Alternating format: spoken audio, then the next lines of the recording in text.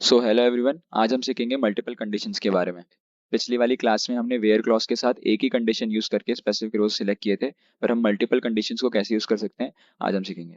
तो उससे पहले हमारा पिछले वाली क्लास का असाइन, ये मैंने आपको दो रोज इंसर्ट करने के लिए दिए थे मूवीज टेबल में, और दो रोज इंसर्ट करने के लिए दिए थे सीरीज टेबल। और उसके लिए मैंने आपको चार प्रॉम्प्ट दिए थे कि आपको मूवी शो करनी है जो कि 2000 के पहले रिलीज हुई है, आपको मूवीज के टाइटल्स शो करने हैं जो 2005 के बाद में रिलीज हुई है, आपको पर्टिकुलर सीरीज सेलेक्ट करनी है जो 2019 में रिलीज हुई है, और आपको टाइटल शो करना है सीरीज का जो 2015 के बाद रिलीज हुई है।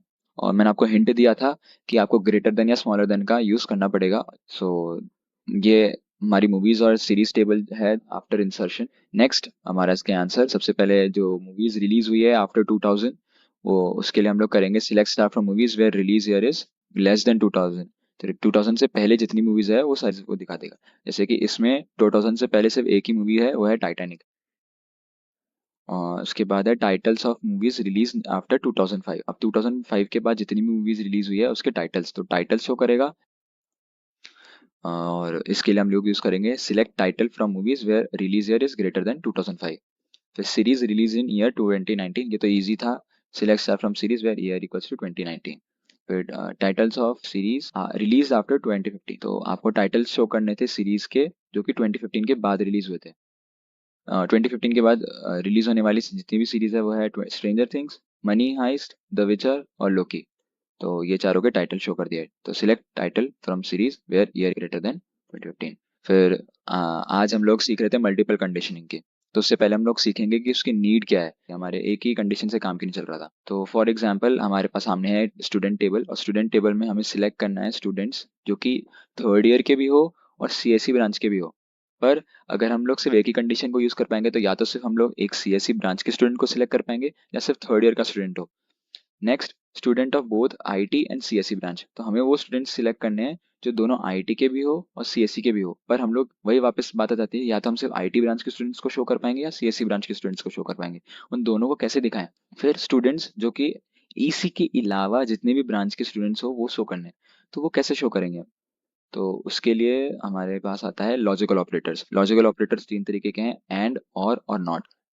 तो सबसे पहले है एंड लॉजिकल ऑपरेटर है, जितने भी कंडीशंस हम लोग प्रोवाइड करेंगे वेयर क्लॉज के साथ और उसके बीच में एंड रहेगा, तो दोनों कंडीशन जब भी ट्रू होगी तो हम वो वाले पर्टिकुलर रिकॉर्ड जो है फिल्टर कर लेंगे। और जो है जब दोनों में से एक कंडीशन भी ट्रू हो जाएगी वो वाले रोज हम रिट्रीव कर लेंगे। और नॉट मतलब स्पेसिफिक कंडीशन यूज करके हम लोग उस पर्टिकुलर रो को नेग्लेक्ट कर लेंगे जिसमें वो कंडीशन ट्रू हो रही है। सबसे पहले एंड, जिसमें हमने आपसे पिछली वाला क्वेश्चन पूछा था student of third year and CSC branch, तो दोनों ही ट्रू होना चाहिए, थर्ड ईयर के भी होने चाहिए सीएससी के भी, तो हम लोग एंड यूज करना चाहेंगे।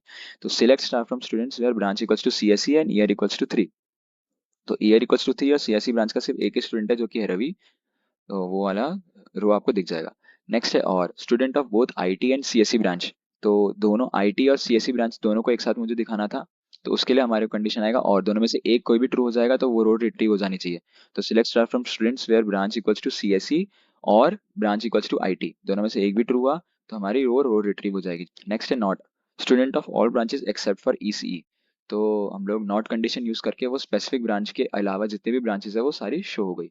जैसे रवि, प्रिया, नेहा और रोहन, ये चारों ही थे जो इसी ब्रांच के नहीं थे। तो बस आज के लिए इतना ही। और असाइनमेंट है आज का ये कि आपको वही सेम मूवीज और सीरीज टेबल दे रखी है, उसमें आपको ये पांच चीजें करनी है। सबसे पहले आपको मूवी शो करनी है 2000 के बाद में रिलीज हुई, और एवेटार टाइटल्ड होनी चाहिए। तो आपको नेक्स्ट है कि मूवीज शो करनी है जो कि टाइटल टाइटैनिक होगा और रिलीज हुई होगी 2009 के, में से दोनों कंडीशन में से एक भी ट्रू हुआ वाली मूवीज आपको शो करनी है। और इसके अलावा वो सारी शो करनी मूवीज जो लोकी नहीं है, दैट आर नॉट लोकी। फिर नेक्स्ट है कि जितनी भी सीरीज है वो शो करनी है आपको जो 2015 के बाद में आई है या फिर 2019 में ही आई है एग्जैक्टली।